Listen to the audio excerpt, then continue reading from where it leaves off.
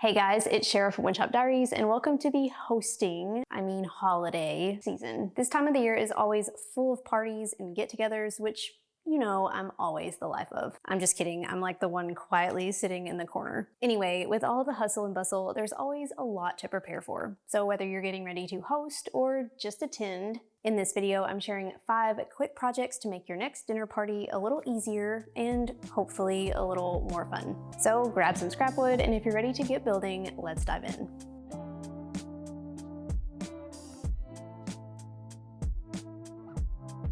This video was sponsored by Narwal. The first project here is the easiest, but is possibly the most practical of the 5. To make it, I grabbed a piece of 1x6 scrap and a 4-inch hole saw. Now, I realize that a 4-inch hole saw might not be in everyone's toolbox, so don't panic. There are other ways to go about this, so hang tight with me for just a second. Since a 1x6 is 5.5 inches wide, I measured about 2 3/4 from the board edge to find the center and drilled my hole. So if you didn't have a 4-inch hole saw, you can simply cut a 4-inch diameter hole using a jigsaw instead. And this doesn't even have to be a circle, so you could just cut a 4-inch square if you wanted to.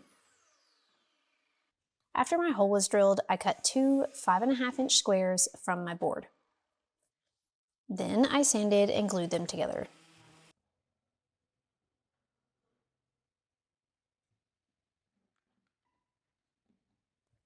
Because I was using regular construction lumber for this, the edges were slightly rounded, so I sanded them quite a bit to try to smooth this out.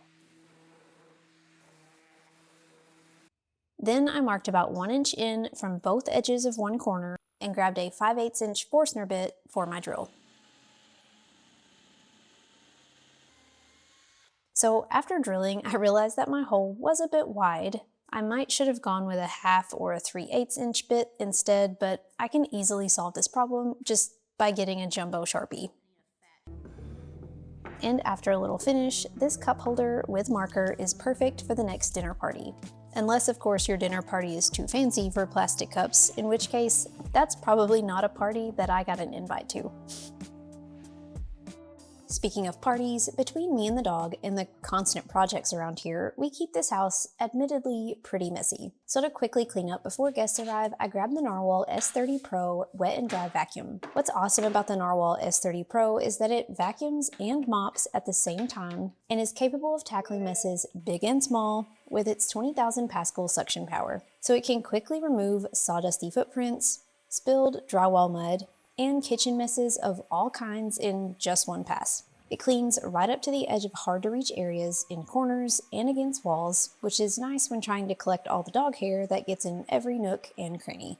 And with its 180-degree flat and 60-degree swivel turn, it gets around bar stools, furniture, and under the couch no problem.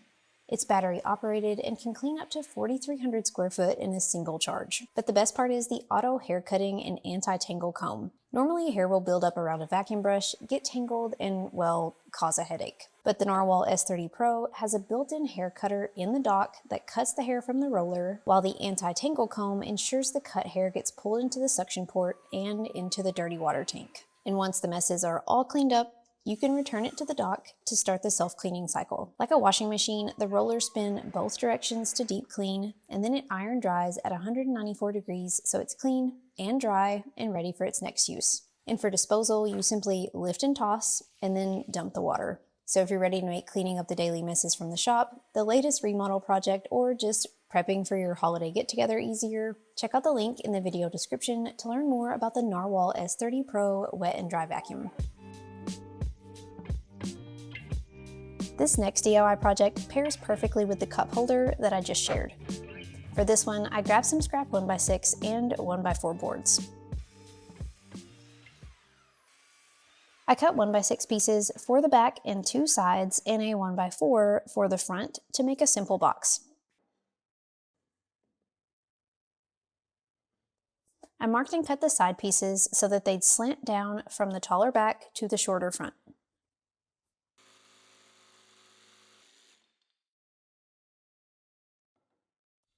Then I cut a few more 1x4 pieces to divide out sections in this box. The sizing and layout here is completely customizable, so you can make it however you want, but I've included the plans with the dimensions that I used below. I made sure that there was a section to fit plates, napkins, and 3 types of cutlery, and after I made sure that everything fit right, I sanded each piece before assembling. This is obviously a super simple project, but the one tricky part is deciding what order to attach everything so that you have room for the nailer. So first, I glued and brad nailed one side to the front piece. Then I used the plate divider to help me position and attach the napkin divider. From there, I evenly spaced and installed the cutlery dividers to the front. Then I could install the plate divider, and finally the other side and the back piece.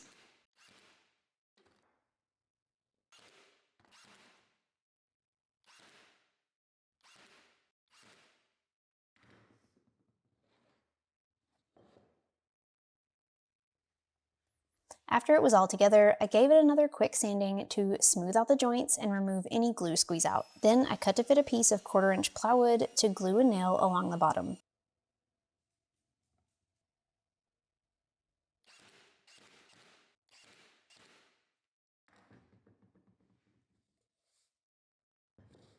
I applied a food-safe cutting board oil to this box, and now with this simple caddy, everything is easy to grab at the next potluck party.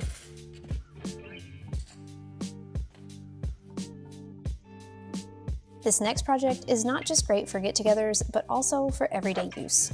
The best part about this project is that you can use up some small pieces of wood and they don't have to be the same type. So I grabbed some walnut, alder, and maple for the coasters and some red oak for the tray. First, I ripped the red oak that I was using for my tray to 4.5 inches wide. Then I sliced 5 strips off the end. These will hold the coasters in the tray, so I spaced them about 7/8 inches apart so that I knew where to mark out for my handle.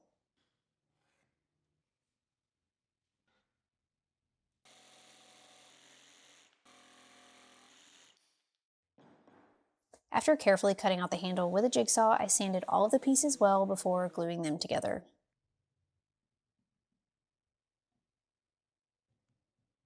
I glued and clamped each divider onto the tray using a 7/8 inch wide spacer block to keep my spacing even.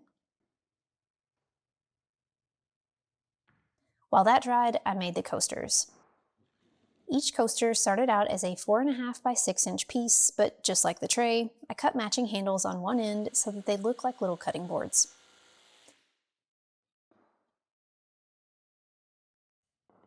After all 4 coasters were shaped, I sanded them well. Now it was time for finish. You can totally finish these however you'd like, but I stained my tray with a water-based black stain because I thought that the contrast would look neat against the natural wood coasters that I finished with some walrus oil furniture butter. And once everything is dry, this coaster set is sure to be a huge hit and a big help to protect your furniture at your next party.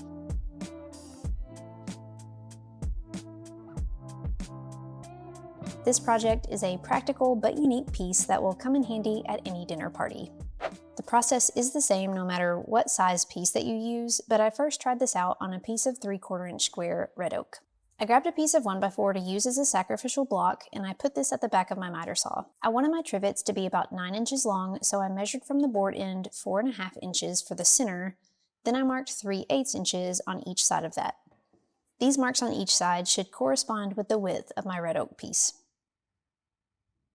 Then I marked 3/8 inches, which is half of the thickness, on my red oak piece and adjusted my miter saw cut depth to be even with my mark. I know that this sounds complicated, but hang with me, it'll make a lot more sense once we start cutting. After I set my cut depth, I cut along the lines of my sacrificial board, then I cut out everything in between. My red oak piece should fit snugly into this notch. Now I can use this piece as sort of a guide or a jig. So I lined up my blade to one end of the notch and clamped it in place. Then I lined up the edge of my red oak piece and cut. I did this on both ends of my piece.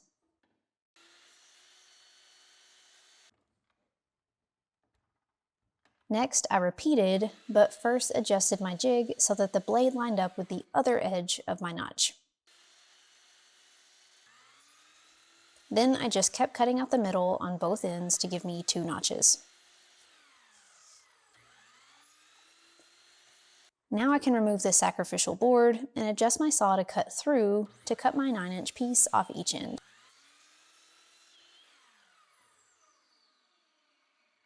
These notches look a little rough, but that's nothing a little sanding can't smooth out.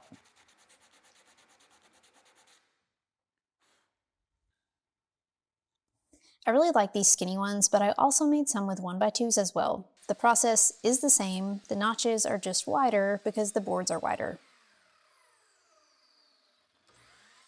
So you can make these as long or short or wide or skinny as you'd like. I was actually able to make a few of these in just about 10 minutes, so while the setup does seem a little bit tedious, it's really a quick project.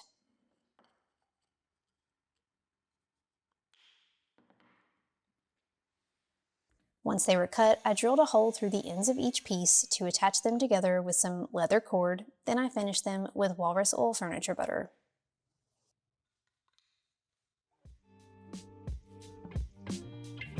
These are so much more fun than traditional pot holders to protect your counters from hot dishes at your next party.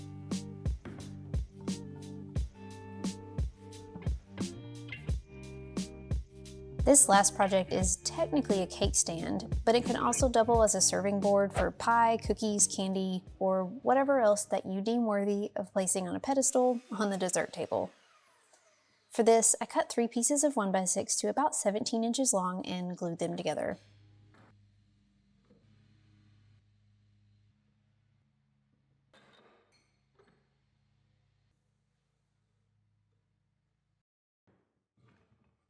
Once the glue was dry, I searched the shop for a round object that seemed like the right size. I ended up going with a Home Depot bucket lid, which was about 12¼ inches in diameter, in case you're wondering. I traced the circle in the center of my panel, then I pulled up my website to find the diagram of the mid-century style legs that I've used on a ton of previous projects. I've used these simple legs on dressers, bookshelves, dog beds, nightstands, even a bed. So I thought they'd be a good fit for this cake stand as well. I sketched the diagram on the corners of my panel. I only did 3 because I thought it would be unique, and it works fine with 3, but in hindsight, I do kind of wish that I'd gone with 4 just for some extra stability. I've included the diagram of the legs in the plans linked below. After I cut the legs out with a jigsaw, I cut my circle out as well and sanded everything smooth.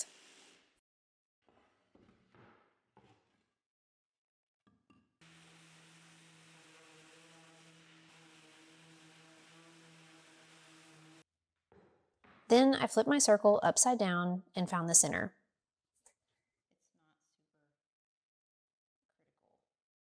I carefully glued the legs onto the bottom so that the corners touched, they looked like they were evenly spaced, and the center mark was in the hole in between each one. Once the glue was dry, I flipped it over and finished it with a food-safe cutting board oil. And now this cake stand is ready to be the highlight of the dessert table. And if you want, you can even add a glass dome on top to be extra fancy. I hope these simple and practical projects gave you a little bit of inspiration as you prepare for your holiday festivities, and also your get-togethers with friends and family year-round. I've got plenty more projects to share soon, both big and small, so if you're not already, be sure to subscribe to the channel so you don't miss those. In the meantime, thank you guys so much for watching, and until next time, happy building.